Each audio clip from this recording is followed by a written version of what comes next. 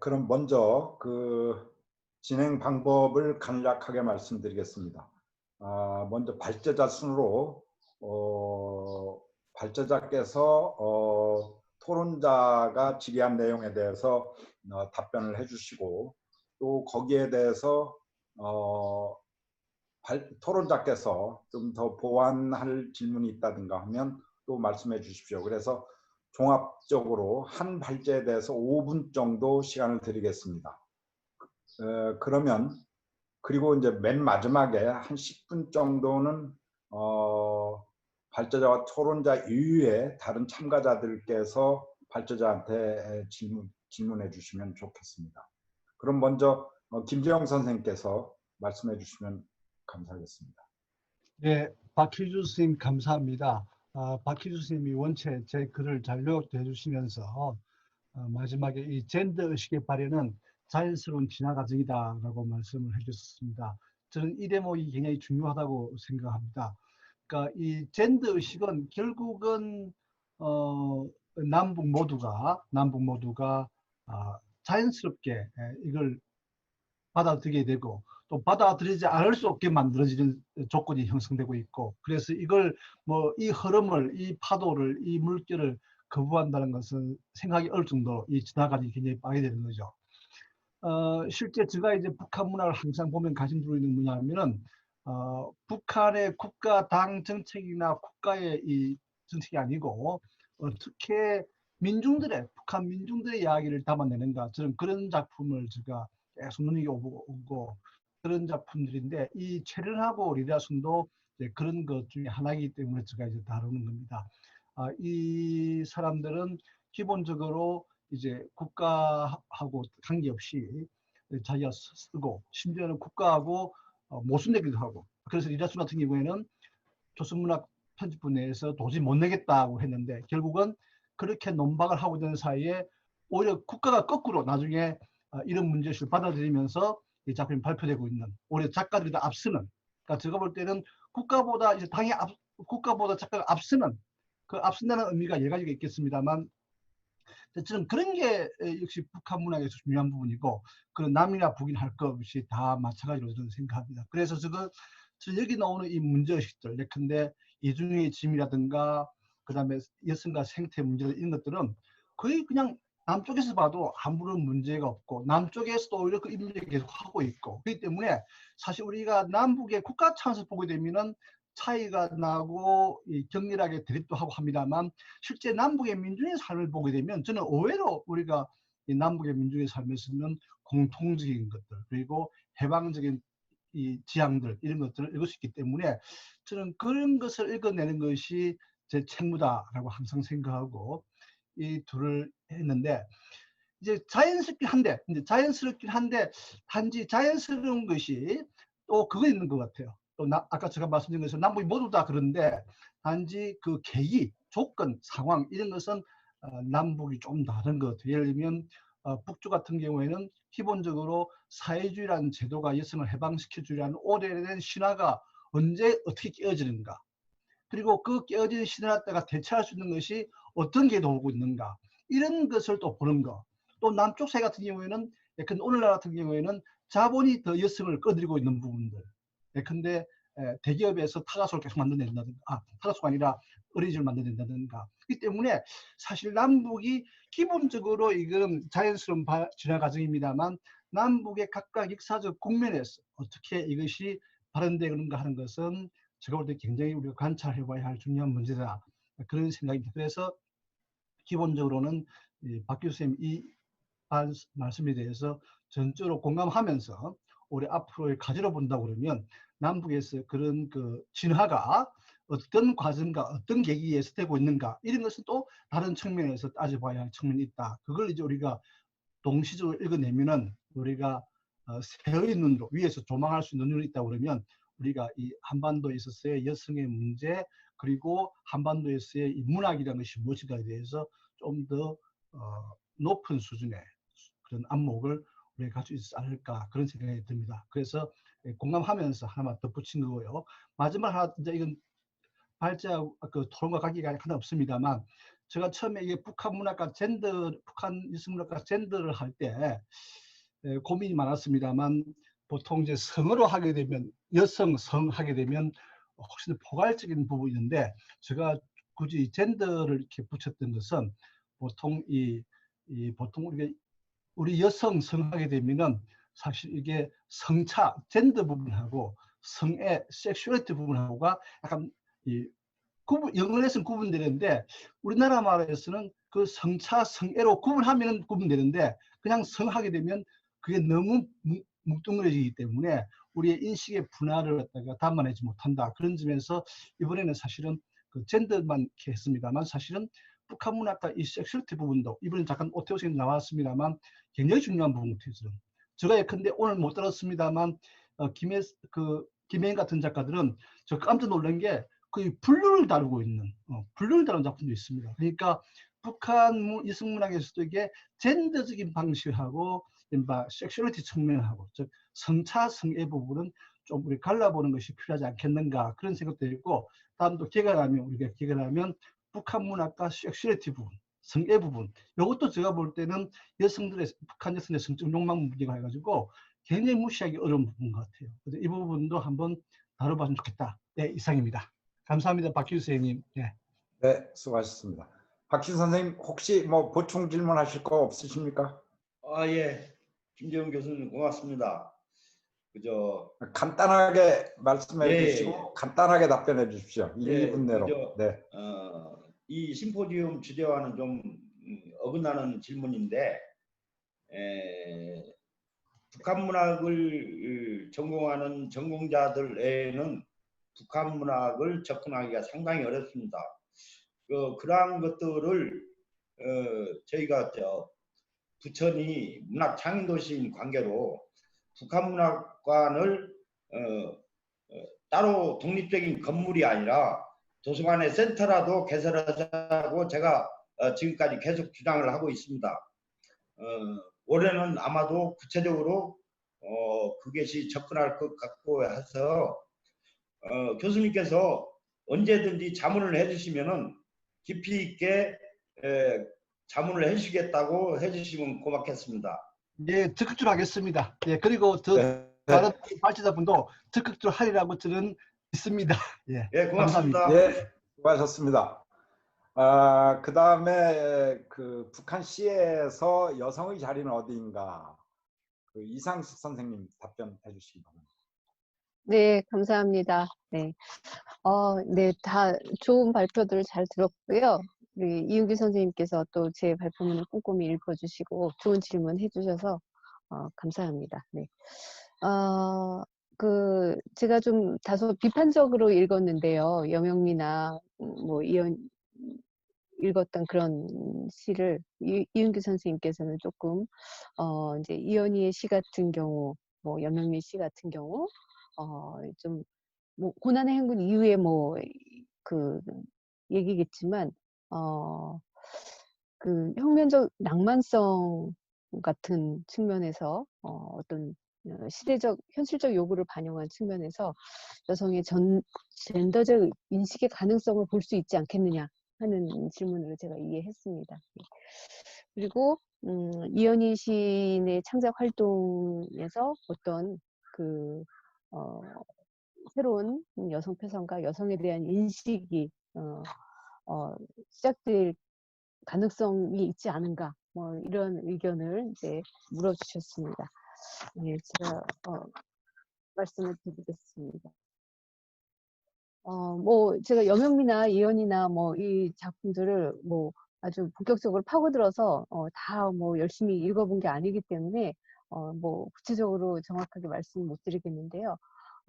오늘 아까 이목규 선생님도 발표를 하셨었는데 이목규 선생님이 뭐 북한의 여성에 대한 논문을 많이 발표하셨습니다. 그래서 그 논문에서도 뭐 이은규 선생님이 인용하셨듯이 사실 그 가능성, 새로운 여성 표상으로서 자신을 인식하는 가능성, 그 다음에 여성으로서의 어떤 주체적 글쓰기 이런 것이 시작이 되었고 또 그 변화를 만들어 갈 거라고 생각을 하고 있습니다. 뭐 이은규 선생님의 바람이자 저의 바람이기도 한데요. 사실 그 북한에서의 젠더의 문제는 인권의 문제이고 또 북한에서 인권 문제가 젠더의 문제인 것만은 또 아니니까요. 그래서 인권, 젠더, 휴머니즘 그 다 포함해서 어떤 진전이 보이기를 간절히 바라고 있습니다. 그래서 윤규 선생님이 생각하신 거와 제가 크게 어긋나거나 배치되지는 않고 저도 동의하는 바이고 그것이 어떤 문학을 통해서 잘 드러날 수 있기를 그다음에 그 문학을 통해서 드러난 그거를 좀 더 잘 섬세하게 읽을 수 있기를 저도 노력하겠습니다. 근데 다만 아까 말씀하셨던 그 혁명적 낭만성이라는 부분에 대해서 조금 좀 세심한 이해가 필요할 것 같아서 좀 말씀을 드리겠습니다. 원래 혁명적 낭만성, 혁명적 낭만주의, 이런 게 이제 물론 이제 현실을 넘어서 어떤 그 미래적 가능성을 취하고 있고, 그 다음에 거기에서 지금은 없지만 앞으로 나아가고 펼쳐질 거에 대한 기대를 보여주는 측면에서는 굉장히 이제 긍정적인 측면으로 보일 수 있고 또 그렇게 이제 활용을 해왔고요. 근데 이 혁명적 낭만성을 너무 긍정적인 측면으로만 북한에서 말하는 혁명적 낭만성을 긍정적 측면으로만은 볼 수 없는 부분이 있는 건 사실인 것 같습니다. 도식적이다. 그리고 너무나 전형적이고 전형성을 보이고 있고 그리고 어떤 논리나 개연성은 별로 없는데 맹목적으로 아름다운 미래를 그리고 있고 그게 혁명적인 낭만성이 어떻게 보면 맹목적인 낭만성, 맹목적인 낙천성 이런 걸로 이제 일으키기도 하니까요. 그래서 이런 논리나 개연성 없는 맹목성 등으로 보여지기도 하는 측면이 많이 있기 때문에 혁명적 낭만성, 혁명적 낭만주의를 중심으로 해서 낙관적으로 모든 것에는 분리해서 생각할 필요가 있을 것 같습니다.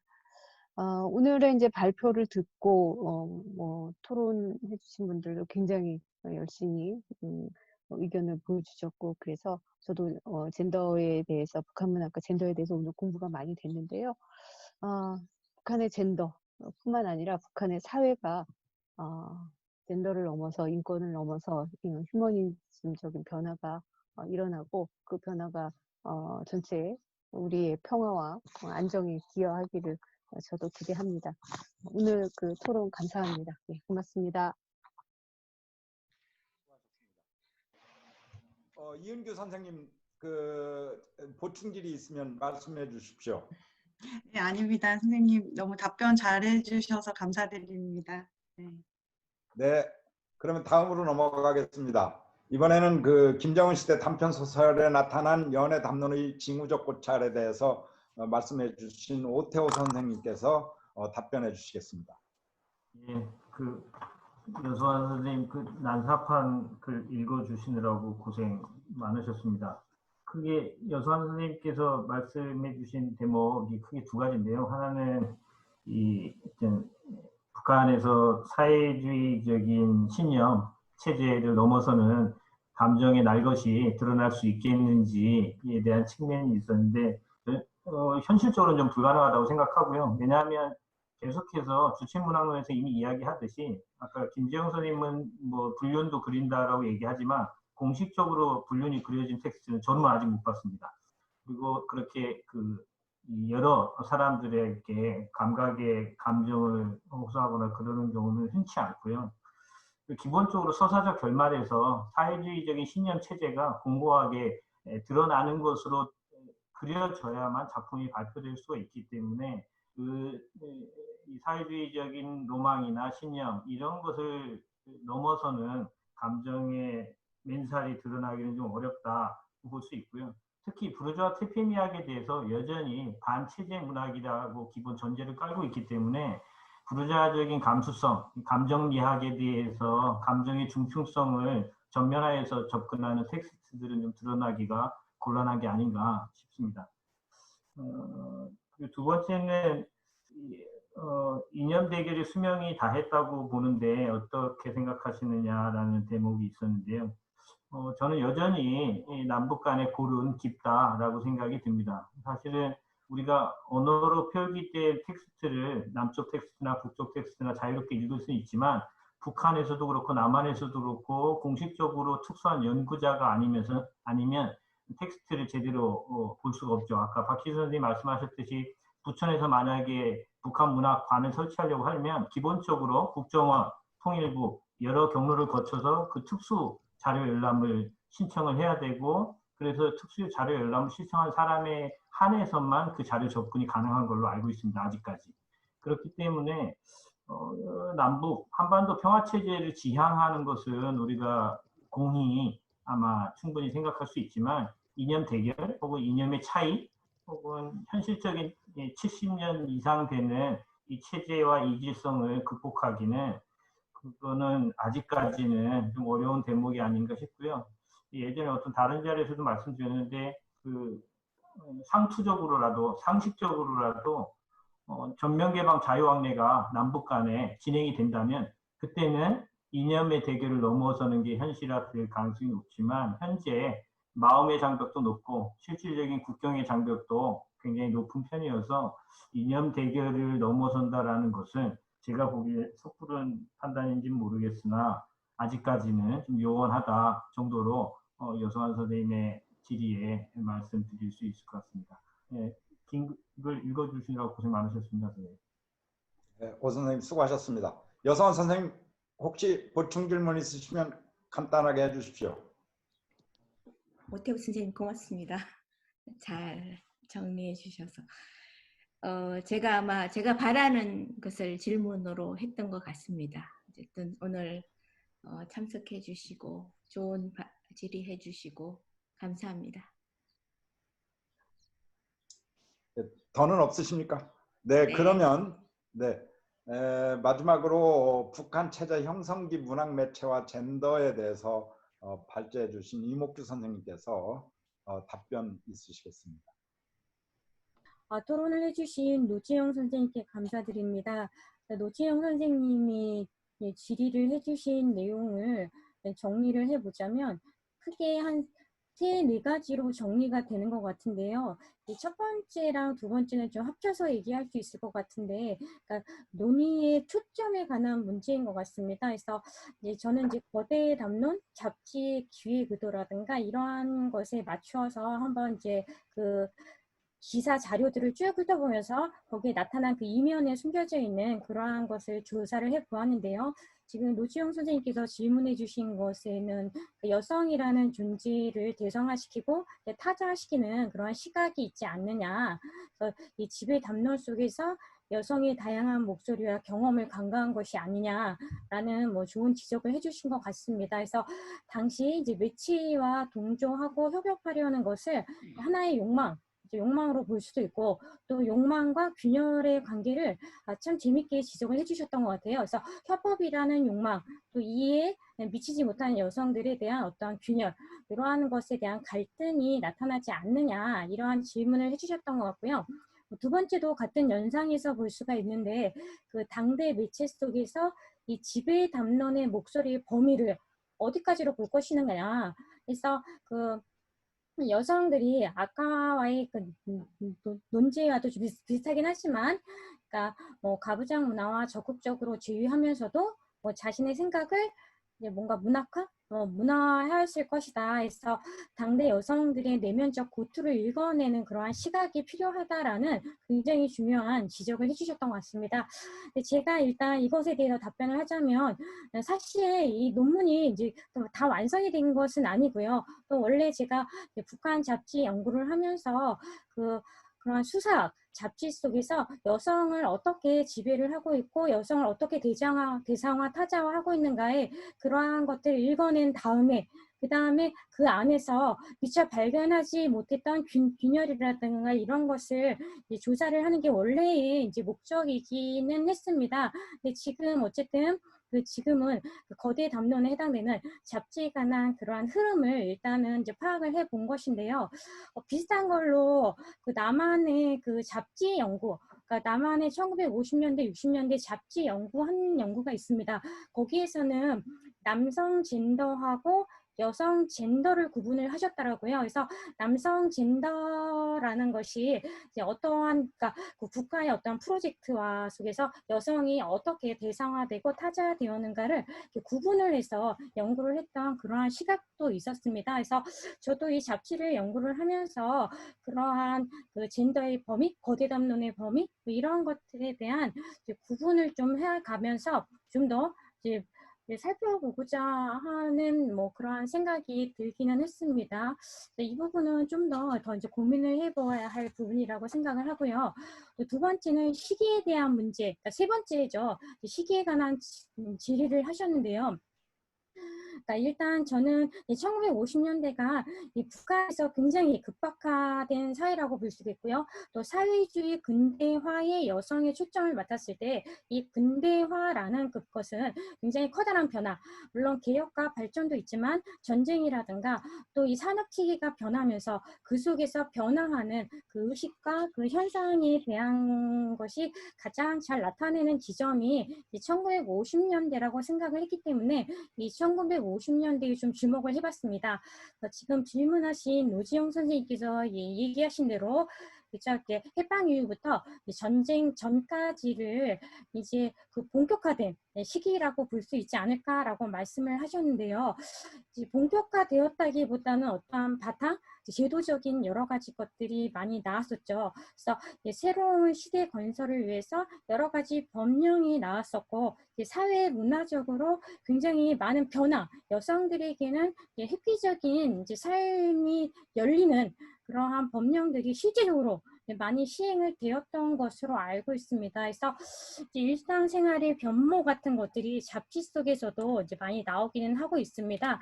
근데 이 시기에는 새로운 삶을 누리는 여성들의 모습을 통해서 뭔가 이렇게 사회에 유입되는 그런 내용들이 제시를 되지만 한편으로는 아까 질문하신 선생님께서도 얘기를 하셨지만 권리 이면에 책임져야 할 뭐 노동, 위생, 규율, 뭐 사회주의 제도에 대한 학습 이런 것들도 대거 등장을 하게 됩니다.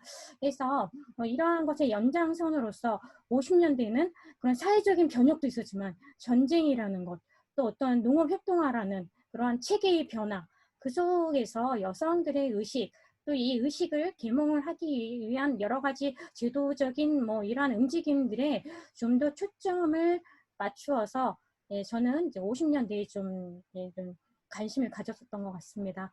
그리고 네 번째는 이제 여성에게 혁명적 어머니 노동자의 임무로 이중 노동의 부담을 주었지만 그 이면에는 선생님께서 질의해 주신 내용에서는 그 무가치한 가사와 양육의 의미를 인정하게 된 것이 아니냐. 그래서 이 능동적인 여성이 강가되면 안 되지 않느냐라는 그런 말씀을 해주셨던 것 같습니다. 물론 이제 그 능동적인 여성상은 어디든 찾아볼 수가 있다고는 생각을 합니다. 그래서 제가 일단은 저는 잡지에 나와 있는 문학 작품을 바탕으로 한 것이기 때문에 거기에서는 이제 당연히 뭐 갈등을 하고 어떠한 진취적이고 자발적인 그러한 여성의 모습도 나오기는 합니다. 근데 일단 초점의 방향이 논지의 초점이 이제 그러한 것을 개발하기 이전에 그 잡지의 체계라든가 기사의 그런 이면적인 측면을 살펴보는 그러한 저희 의도가 있었기 때문에 그 연구까지는 아직 나가지 않았던 것 같습니다. 지금 선생님의 그 토론문을 읽으면서 보아하니 북한에는 어머니 교양, 주부 교양이라는 용어가 있어요. 남한에서의 50년대, 60년대에서는 그 교양이라는 것이 지식인층을 해당하는 그러한 교양, 여대생에 대한 교양 이런 것이 있었지만 이제 어머니 교양 이런 것들은 없었던 것 같습니다. 그래서 오히려 어떻게 생각을 해보면 50년대, 60년대에 그 어머니에 대한 발견 뭐 이러한 것들이 이제 또 새로운 의미로서 또 바라볼 수 있는 지점이 되지 않을까라는 이제 생각도 이제 저도 들게 되었습니다.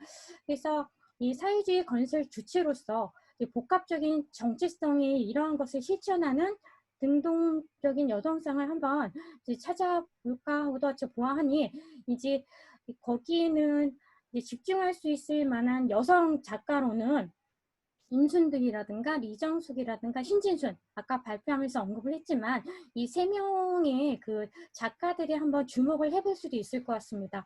그래서 그 이상경 선생님이라는 연구자분께서 연구할 때 임순득을 연구할 때 뭐라고 얘기를 했냐면 대안적인 여성 주체라고 하여서 그렇죠? 북한의 여성인데 이 주체지만 대안적인 주체를 실현한 그러한 작가 중에 하나로 임순득을 연구하신 내용이 있기는 합니다.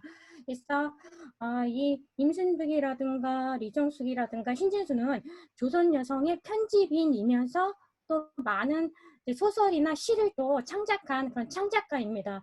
그래서 이들의 작품에 한번 주목을 해보면 나름대로 여러 가지 것들을 찾아볼 수 있을 것 같고요. 또 임순득이라는 작가는 사실 북한 문단에서 지금까지 연구된 바에 의하면 1950년대 중반에 사라졌어요. 근데 조선 여성을 보면은 1957년까지 편집인으로 활동을 했던 내용이 나와 있습니다. 그래서 이 조선 여성을 통해서 그 문학인, 그렇죠? 작품을 창작하는 그 문학인에 대해서도 좀 관심을 가지고서 찾아볼 필요가 있다는 생각을 해봤고요. 네. 여성 작가의 여성 작품도 있고 또 이제 여러 가지 그 남성 작품 중에선 변희근이라든가 엄웅섭, 뭐 김병훈, 뭐 류근순 이런 그 작가들이 나온 여성을 주인공으로 한 작품들을 찾아보면은 나름대로 거기에서 능동적이면서 적극적이면서 그 자발적인 그런 여성의 모습도 있지 않을까 그런 생각을 해보았습니다. 그래서 좋은 질문 너무 감사드리고요. 또 많은 것을 생각할 수 있게 되었습니다. 감사합니다. 네, 수고하셨습니다. 질문이 많아서 시간을 좀 많이 쓰셨는데 어쨌든 수고하셨습니다. 질문이 많았기 때문에 이해하겠습니다. 노지영 선생님 또 더 질문 있으십니까? 조금 더 해도 되나요? 근데 질문 딱 단마디로 해주시고 답변도 딱 30초 내로 해주십시오. 정말 자비가 별로 없으시네요. 네. 농담이고요. 너무도 상세한 설명 감사드리고요. 저는 아까 김재웅 선생님이 첫 번째 발표에서 이제 여성 인텔리 주체에 대해서 말씀을 하셨잖아요. 이런 주체가 갑자기 나온 것이냐라고 생각을 했을 때, 뭐 그렇지 않을 거잖아요. 그래서 좀 뭐 여성 인텔리 전형이 어떻게 젠더 투쟁사 안에서 연속적으로 출연할 수 있을지 뭐 이런 것들에 대해서 좀 생각을 하다 보니까 이은규 선생님께도 이제 뭐 이렇게 그런 연관된 질문을 좀 크게 이목규 선생님께도 더 크게 드렸던 것 같습니다. 저는 좀 덧붙이자면요. 한국 사회에서 좀 양육이나 재생산의 문제가 여전히 노동의 위계 구조에 있어서 낮거나 부차적인 가치로 취급되고 있는 현실에서 북한 여성의 2중, 3중의 노동이 되게 시사하는 바가 많다고 생각을 하거든요. 여성 자체의 젠더 문제도 중요하지만 북한 체제 형성기에 북한 여성들이 적어도 차별을 재생산하지 않은 지점도 주목되어야 된다고 봅니다. 오늘날의 한국 사회나 서방 자본주의 사회가 가사노동이나 양육, 돌봄 노동을 현재 제3세계 여성 노동자의 문제로 이관하고 그들에게 저임금을 지급하고 착취하기도 하면서 다시 차별을 재생산한 것과 달리 초기 조선 여성이나 이런 매체를 제가 이번에 다시 봤는데요. 거기서 목소리를 낸 북한의 여성 주체들은 적어도 좀 국제주의적인 감각을 가지고 뭐 아세아, 서바나 혹은 전 세계 인민 여성들과 평등 사회를 실현하는 것에도 관심을 가지는 모습들을 발견할 수 있었던 것 같아요. 당시엔 가부장 문화보다는 국제적인 불평등과 계급 차별에 더 민감했고 어떤 여성들에게는 그런 불평등의 문제를 가부장 문화보다 더 우선순위의 문제로 여기는 평등 감수성이 있지 않았나 합니다. 그래서 북한 사회의 폐쇄성 때문이겠지만 전지구적인 뭐 글로벌 자본주의 속에 편입되어가는 노동의 조건이나 국제적 분업이란 이름으로 자행되는 위계화된 가사노동, 돌봄 노동의 문제에 있어서 당대 북한 여성들이 처한 현실에서 우리가 좀 생각해 볼 만한 지점을 발견할 수 있었던 것 같아요. 그래서 이목규 선생님의 발표를 들으면서 여러 가지 생각을 많이 할 수 있어서 감사한 마음입니다. 선생님 감사합니다. 네. 네. 그러면 뭐 거기에 덧붙일 말 이목규 선생님 혹시 있으십니까? 네, 근데 바라보는 시각이 간단하게 말씀해 주십시오. 30초 내로. 네, 이런 것들을 생각해 보면 노지용 선생님께서 얘기하신 그런 측면과 또 제가 바라보는 측면이 서로 일치하는 것도 있고 약간 어긋나는 지점도 있는 것 같은데요. 일단 저는 그 자료를 통해서 문학적인 형상화를 본 것이고 아까 국제주의 이러한 것도 사실 그게 어떠한 거대 담론 속에서 이제 이렇게 이 시기에는 이러한 것이 되어야 된다 해서 국제주의 연대에 관한 것도 전체적인 이제 기획 담론처럼 제시되면서 여성들이 참여를 유도하는 이러한 방향도 있기는 했었습니다. 그래서 이제 어쨌든 그 관점의 차이, 그 시각의 차이, 문학적인 형상화에서 저는 구체적으로 이것이 어떻게 다루어져야 되는 것을 보기 때문에 약간 선생님의 시각과는 좀 다를 수가 있지만 어쨌든 선생님께서 말씀해 주신 그런 여러 가지 관점들이 제가 연구를 할 때 많은 도움이 될 것 같습니다. 예, 감사합니다. 예. 네, 수고하셨습니다. 그러면 그 발제자나 토론자를 제외한 일반 지금 현재 시청해 주시는 그 분들께서 혹시 질문 있으시면 발제자를 지칭을 해 주시고 질문을 해 주셨으면 고맙겠습니다. 별도로 없으신 것 같은데요. 그러면 여기서 마칠까요, 이제? 그러면 그러면 폐유를 하도록 하겠습니다. 발제자, 토론자, 또 시청해 주신 분들 모두 수고 많으셨습니다. 북한 문학을 젠더의 관점에서 이해하는데 한 걸음 더 바짝 다가간 기분입니다. 온라인으로 하니까 더 진지하게 경청할 수 있었습니다. 앞으로 이런 온라인 회의 방식으로 북한 측과 함께하는 회의가 열렸으면 하는 바람이기도 합니다. 6.15 민족문학인 남측협회가 주최하고 6.15 민족문학인 남측협회 통일문학편집위원회가 주관했으며 한국문화예술위원회가 후원한 북한 문학과 젠더 심포지움 여기서 마치겠습니다. 감사합니다.